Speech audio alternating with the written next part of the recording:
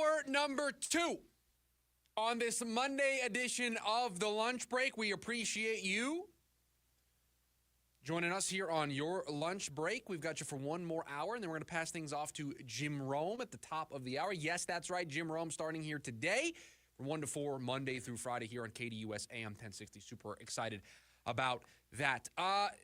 If you live under a rock, maybe you didn't hear the news. How about we play for you the news that we learned late last night that is driving a lot of our conversation here today? Because when the Phoenix Suns take the court tonight, there's going to be some changes. What are those changes? Hey everybody, this is Chris Haynes, and this is your Haynes Brief for today.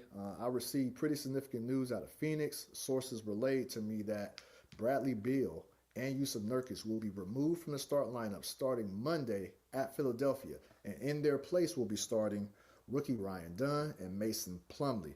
Now, there's also tension in that locker room. I'm told certain players are unsure of their roles and frustrated with how they're being used, and the coaching staff, they're still trying to figure things out. So this situation, it will be something to monitor moving forward. But as of right now, Bradley Beal, Yusuf Nurkic moved to the bench, Mason Plumlee and Ryan Dunn starters. Confused on their roles, frustrated with their roles. That's where the Phoenix Suns are at. That's how low things have gotten. They are so desperate because desperate times call for desperate measures. They are so desperate that this is what they are resorting to. They are benching Bradley Beal and they are benching Yusuf Nurkic. Now, it doesn't mean that those guys aren't going to play a hefty dose of minutes off the bench. But when we watch this team play tonight against Philadelphia, it's going to look different. It might feel different. You hope that this is the spark that this team needs to try to turn things around. But Chris Haynes last night breaking that news.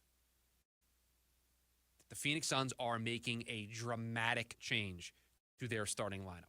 Now, there is one way to look at this, and it's the way that we just presented. It's the way that we presented it in hour number 1. Desperate times call for desperate measures.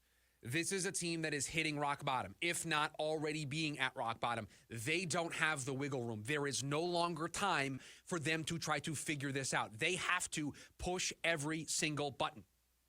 They have to pull every single lever that they have at their disposal to fix this before it is no longer fixable, before they pass the point of no return, because they are very close.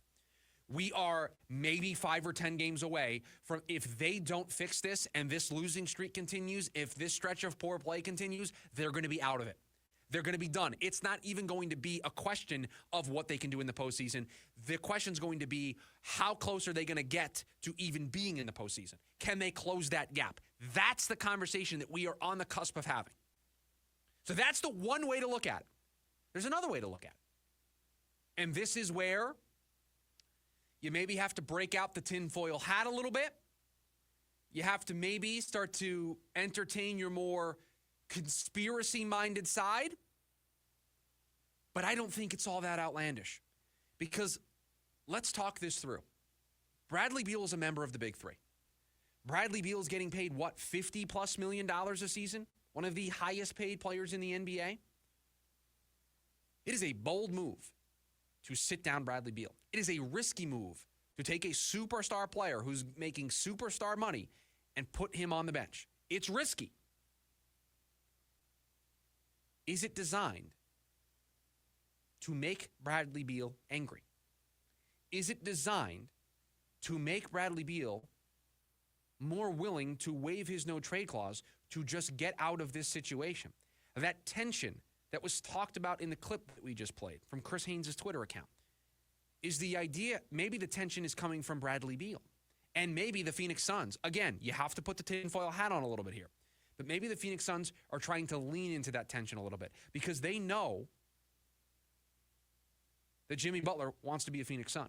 They know that the Miami Heat don't want to take back Bradley Beal and his money and the no-trade clause in a deal for Jimmy Butler. And so the hurdle there is, can you get a third team involved? Would there be a third team that's interested in taking Bradley Beal? Would there be a third team interest that Bradley Beal would be interested in? Those are all of the hurdles that we said on this show they'd have to clear, which made it very unlikely.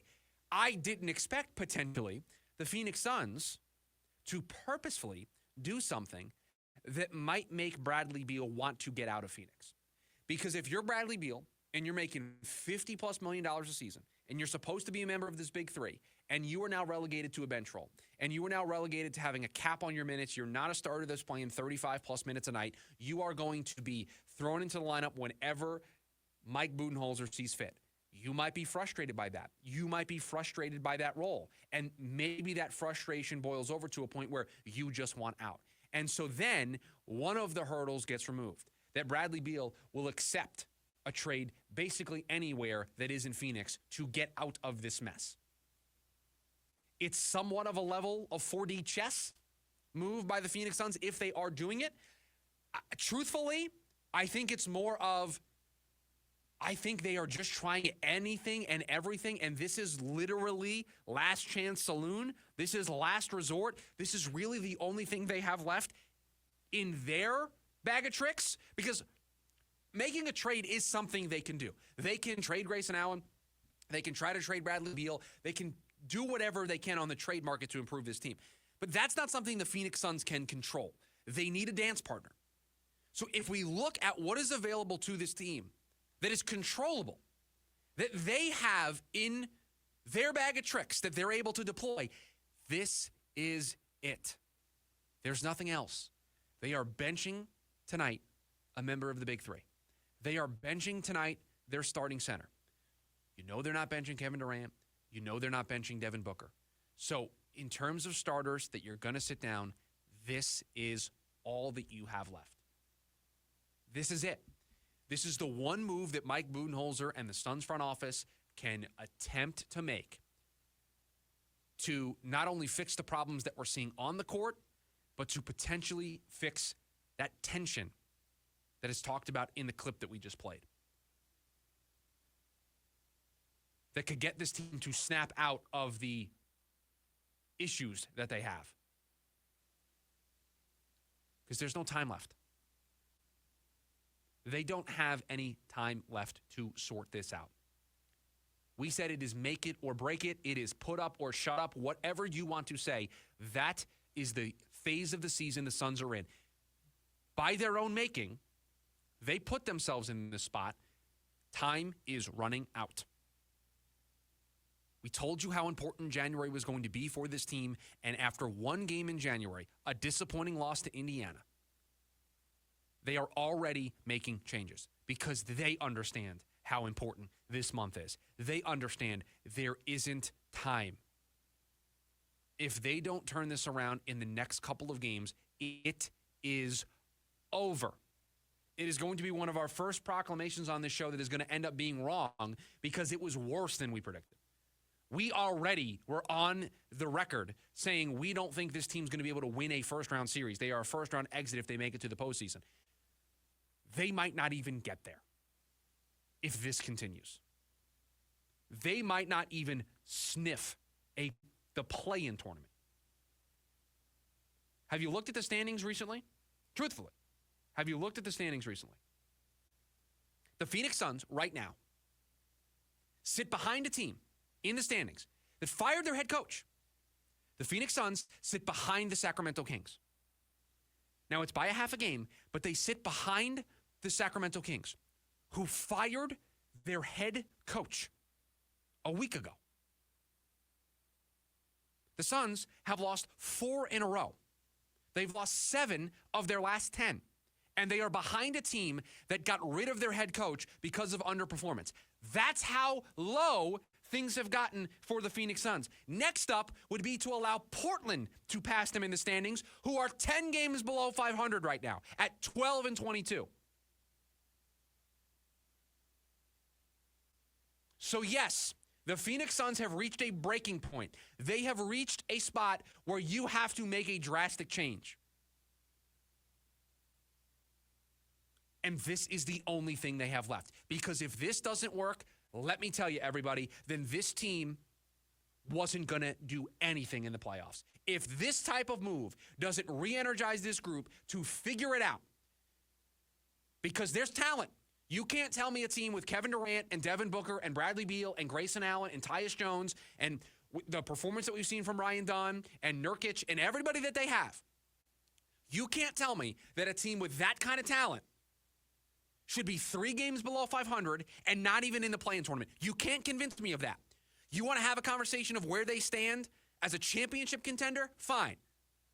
But a team this talented should not be outside of the entire playoff picture, where in the NBA, they give out playoff spots like they're grades in kindergarten. Everybody gets an A in kindergarten. Everybody gets an A in preschool. The NBA gives out playoff spots like that. 10 teams make the playoffs. There's only 5 who don't even sniff the play-in tournament. The Phoenix Suns are right now going to be one of those 5. So yeah, you're going to bench Bradley Beal. Yeah, you're going to bench Yusuf Nurkic because that's it. That's all you have left. If this doesn't work, then this team was never, ever going to do anything of value in the playoffs. They were going to do nothing of importance. It was going to be a repeat of what happened last year against Minnesota. And so tonight, we see the response. Okay, there's tension in the room. Guys are frustrated with their roles. I don't know who that could possibly be. Who's frustrated with their role? You're 3 games below 500. You're frustrated? We're frustrated. Suns fans are frustrated with the way that you're playing. Maybe your roles would figure themselves out if you could win some more basketball games.